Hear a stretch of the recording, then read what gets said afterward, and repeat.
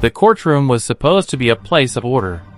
But what happens when the judge, the defense, and the prosecution all accuse each other of breaking the rules? In this Georgia courtroom, during one of the nation's most high-profile RICO trials, chaos unfolds. A defense attorney refuses to back down, risking jail to protect what he believes is sacred, the right to a fair trial. Behind closed doors, a secret ex parte meeting was held, and when that secret came to light, the system itself was put on trial. This is the moment when justice and power collided inside Judge Glanville's courtroom. In court. The way I understand my constitutional obligations, pursuant to the 6th and 14th Amendments of the United States Constitution, the corresponding sections of the Georgia Constitution, I'm required to make a full and complete statement to the court. For the record, and if God forbid this goes up on appeal for the appellate courts or another tribunal, commission, or administrative body, I was told, based upon information and belief, that when we arrived at 8:30, 9 o'clock today, we did not come into your courtroom until almost 11:30. And what I found out just recently, this is not waived, is that supposedly in chambers, this honorable court reporter at times, honorable court at times, district attorney or district attorneys from the DA's office, as well as investigators, sheriff deputies, Mr. Copeland and his counsel met together. None of the defense team, to my knowledge, was aware that this was going on. It was told, based upon information belief, that it was told to the district attorneys that Mr. Copeland intended to plead the Fifth Amendment. Then I was told, based upon information belief, that Adrian Love, the lawyer for Mr. Copeland, and this court were together, and Ms. Love made representations that John Melnick supposedly spoke with some attorneys for the accused and wrote an email to Ms. Love, to Adrian Love, stating that Mr. Melnick does not represent the witness, and that Mr. Melnick wrote an email saying F you, and then somehow that email was CC'd to me. That never... Mr. Steele, can I interrupt you for just a second? I'm kind of disturbed because that's ex parte. All that was an ex parte conversation. How did you find out about any of that? Well, I'm disturbed too. And the reason I'm asking you a question. How did you find out about it? I'm going to ask you the question. Okay. Scuttle, if you look at SCUDDER versus State, which is 298 Georgia, 438, it's Division 2, 782 Southeast 2D 638, 2016. Our highest court says when a court meets, because Mr. Copeland comes in, meets with the court supposedly made statements, which I assume is somewhat accurate based upon what you just said. We're entitled, Mr. Williams and every other person wrongly charged here is entitled under the Georgia Constitution to be present. That's a critical stage. It's just like when you meet with me and you and Mr. Adams meet with me and others have met with me. It's those are ex parte for a lot of different other reasons, but I will certainly note that for purposes of record. Well, I'm going forward. What I was told was that Mr. Copeland said... And you haven't answered my question yet. I'm not going to answer that question. You're not? No, I will not answer that question. Why will you not answer that question? Because I want to make sure that what I say is accurate, and I'm not trying to get No. anybody else. I'm asking you, how did you get this information? I'm not telling the court. What I'm saying is based upon information. Okay, well, listen, if you don't tell me how you got this information, then you and I are going to have some problems. We can have I have problems right now. Okay, I know. Look, I don't want to know about your problems, okay, at this point in time. All I'm asking you at this point in time is, how did you come upon this information? Look, if the case gets reviewed, the record's going to be available for our appellate court and for whatever reason. But it's disturbing that somehow you have surreptitiously gotten information in regards to the court's private ex parte conversation with a party. I mean, yes. A witness who was sworn in Friday, the court's telling, this is what I was told. If this is not true, not true. This court handed Mr. Copeland. Tell me how you got the information. Listen, whatever you want to do. Tell me how you got the information, then we can go ahead and go forward. I'm not going to say that. What I'm going to say is this. I was told, and I hope this concerns the court. It concerns me that you have proprietary information. Why is it or proprietary? Information that you should not be having that was ex parte. Why? With a party. Why? State of Georgia. How about the witness? How about Mr. Copeland, who supposedly announced he's not testifying and he'll sit for 2 years, and then supposedly this honorable court, or excuse me, let me rephrase that. This court supposedly said, I can hold you until the end of this trial. Ms. Hilton supposedly said, actually, all of the defendants and then all 26 people are disposed of. If that's true, what this is coercion, witness intimidation, ex parte communications that we have a constitutional right to be present for. So I understand that you're upset towards me, but I don't know what I did. Mr. Steele, I still want to know, how did you come upon this information? Who told you? What I want to know is, why wasn't I there? Why? Sir, I'm going to hold you in contempt if you don't tell me who tell me who this information was from. I don't want to come be from. held in contempt. Well, I'm not answering that question. That's attorney-client privilege information. I am not answering attorney-client privilege. Unless you were in my chambers, that's the only way you can figure out. I tell you what, I'm going to give you 5 minutes. If you don't tell me who if you don't tell me who it is, I'm going to put you. I'm going to put you in contempt because that is not attorney-client privilege. Attorney work product privilege. I am not. How did you get that information supposedly from my chambers? Did somebody tell you? I'm not. You should have told me. You got 5 minutes. Well, I don't need it. I want to continue. You got 5 minutes? This is what I was told. Mr. Copeland made statements. Okay, Mr. Steele, would you take the podium, please, sir?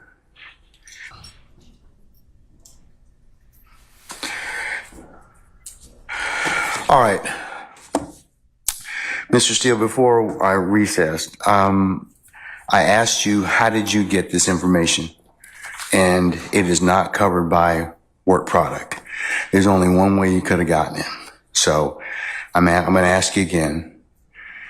And I respect that. And it gives me no joy. But as you know, Georgia Rule of Professional Conduct, please check me. Rule 1.6, comment 5 reads, and this is what I have. 1.6. I know what the rule says, but here's the thing. Well, let me just. You need to please tell me who you got it from. I'm not asking you sum and substance of anything as of yet, okay? But I need you to tell me how you got the information. If you don't tell me how you got the information, I'm going to hold you in contempt. I understand, and I don't want to be held in contempt. And I don't want to hold you in contempt, but this is so sacrosanct to have a conversation in my chambers parroted to you and others. It is that serious. Yeah. And that's why I raise it. It is that serious that we should have been there and it shouldn't have happened. Sir, that's a whole separate issue. And that's why ex parte conversations are recorded. Why would it be ex parte? You're acting like it's ex parte under seal. It's ex parte. It's ex parte because that's what the state asked me to do. It's just like when you asked me for an ex parte conversation. I've never asked this honorable court or any court to meet with me and a witness. Sir, you're straying off the issue. I'm not. The issue is how did you get this information? I understand the issue. I promise you, I understand it. But what I'm trying to ask you is, if you look at comment 5, this is how I understand the law. You cannot you can't violate something and then use privilege. Okay? I'm not violating anything. Okay, but that's why I'm saying, how did you get information? But just listen to what I'm trying to tell you. You're threatening me with contempt. The privilege in 1.6 would occur if you were in the right place, right time to begin with. You weren't. Let me tell you. I'm just reading from it. But if I'm reading it wrong, I'm not trying to. It says 1.6 applies not merely to matters communicated in confidence by the client, but also to all information gained in the professional relationship, whatever its source. So you're asking me to break, you're ordering me, maybe, you're asking me, I'm not saying you're ordering me, but to give you information, and you're saying it's not some substance, but I'm telling you I can't do that under the bar rule. All right, well, I'm going to hold you in contempt. And you can think about it. 5 o'clock today, we'll see where you are at that stand on that point. Because no, that's not what I understand the rule to be. I've not asked you sum and substance of what was said. I asked you how you got it. I can't do that. Yes, you can, because I have an idea how you got it. Well, your idea. I have may an be idea how wrong. you got it, but that's improper, sir. Your idea may be wrong, and you're asking me to listen. I told you the first time, and I'm not going to breach that confidence. I don't want to hold you in contempt, but this is that serious. Judge, You cannot eavesdrop and get information that was not meant for you to hear at that particular point in time. Judge, listen, and listen. I'll do whatever you want to 5 o'clock or thereafter. But what I'm trying to tell you is, Your Honor, this is so serious to me. We need a hearing, and I'm moving for a mistrial. It is my understanding, based upon information belief, from whom? Part of it. From whom? Well, I'd like to get the substance first, and then we can. Okay, well, then you'll be in custody until then, because you need to tell me how you got the information. I'm not asking you what was said. You've already kind of given us some snippets of what you said. That tells me that somebody parroted that information to you.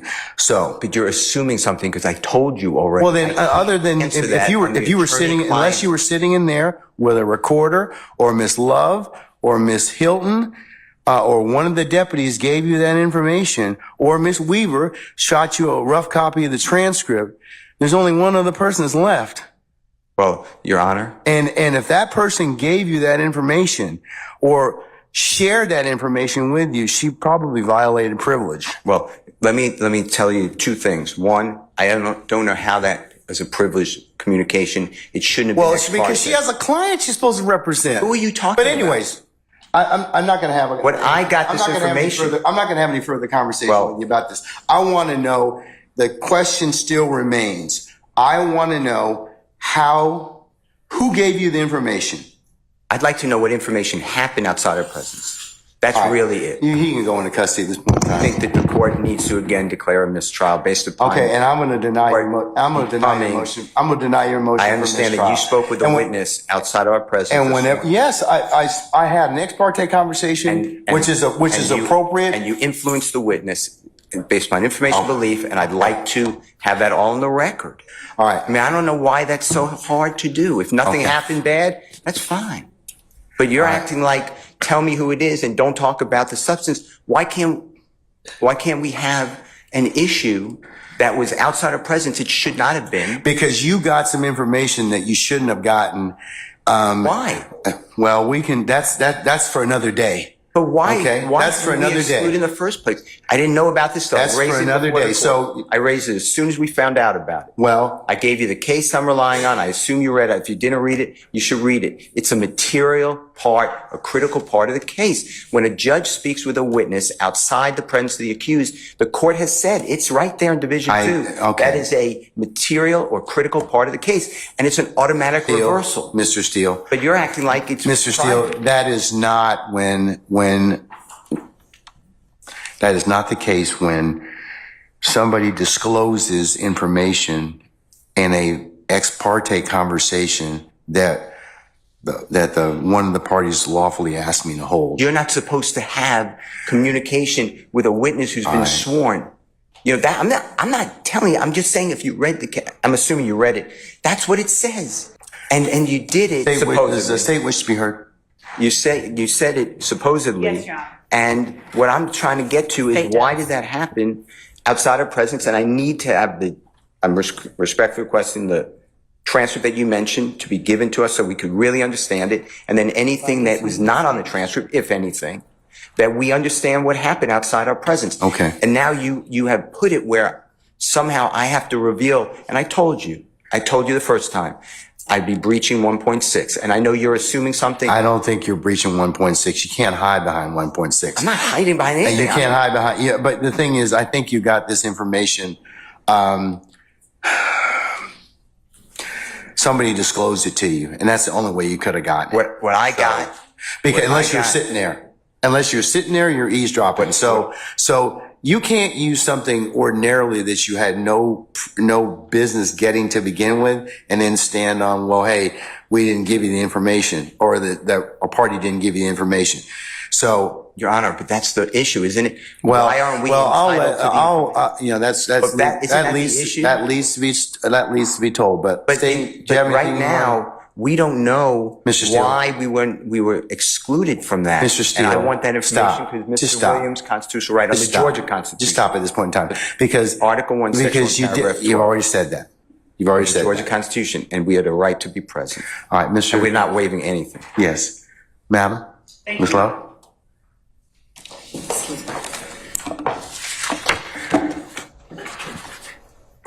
And Your Honor, excuse me. And I know I said this previously. Yes, sir. But we are not accepting any proffer from Ms. Lowe. Okay, excuse me. Okay. All right. To the court.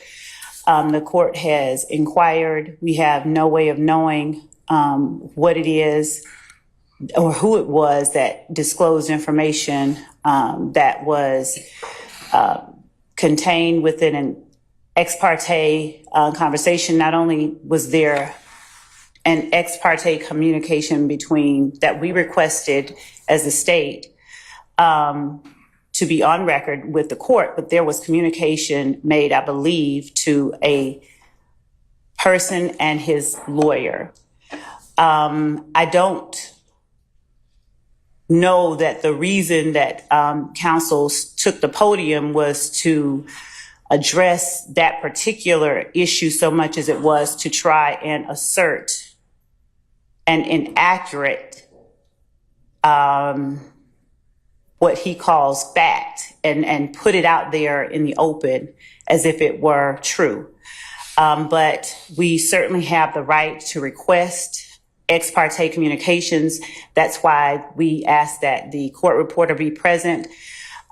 This is a matter that the defendants did not have a right to be a part of, as this was a matter regarding a civil contempt that the court imposed upon a person for not obeying the court's directive. Okay, Mr. Steele, last time, who told you?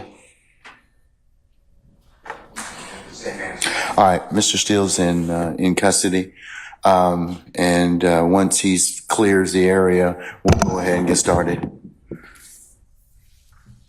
If by that point means we'll get started and resume the trial, Your Honor. Yeah, we're going to continue. I'm not caught nothing. I'm not going to participate in the trial without the Steele and without You don't have that luxury at this point in time, sir. You don't. without the court addressing You don't have that luxury. You don't have that luxury at this point in time. You don't.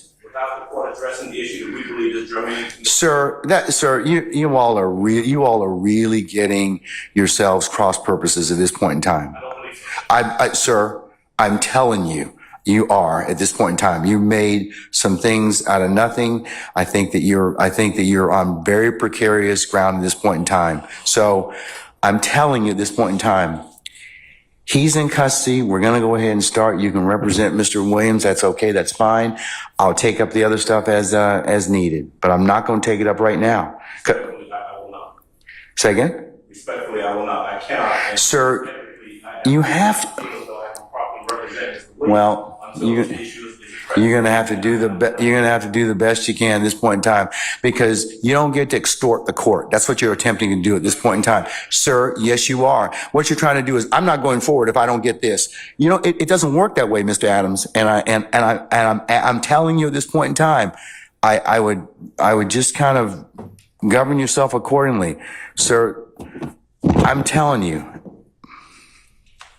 as the court, under these particular circumstances, everything will come out as it should. I don't think, sir, I don't have enough information at this point in time to address it. I don't. But I'm telling you at this point in time, there is nothing that was given, said, whatever, this morning that. If there is any accuracy to some of the information that we are. But sir, I don't even know. Your co-counsel won't even tell me who said whatever. Okay. And the challenge I'm having in this particular circumstance is that is such a violation of the sacrosanctness of the court's chambers and an ex parte conversation. You're just glossing over that. You're glossing over that in its entirety. No. Mr. Williams' rights. It's not, sir. What we believe Sir. occurred is not is not. That's not what, that's not what happened. That's not what happened. That's not what happened. That's not what happened. I'm just telling you, that's not what happened. Judge, respectfully, we are not obligated to simply accept that there's been no violation. We believe that there has been, and the only. Okay, well then you've made your, no, we're not doing that at this point in time. So you'll have a choice to make. All right, take Mr. Steele into custody, please. Mr. Williams does not wish to go forward without me being here. You are removing me against his will, my will. You're taking away his right to counsel. And you're conducting material parts of this trial without me present, and I can't learn about it by watching online. So for that reason, additionally, I asked for a mistrial. And I assume you deny, but I'd like you to deny our motions for mistrial. You denied the other people. I've denied your motion, but I'll certainly take that under advisement, sir. In the end, Brian Steele was taken into custody, standing by his code rather than the court's command. The question that lingers: when a defense lawyer is jailed for protecting client privilege, what does that say about the justice system itself? Is this contempt of court, or courage in its purest form? Let the record and the people decide.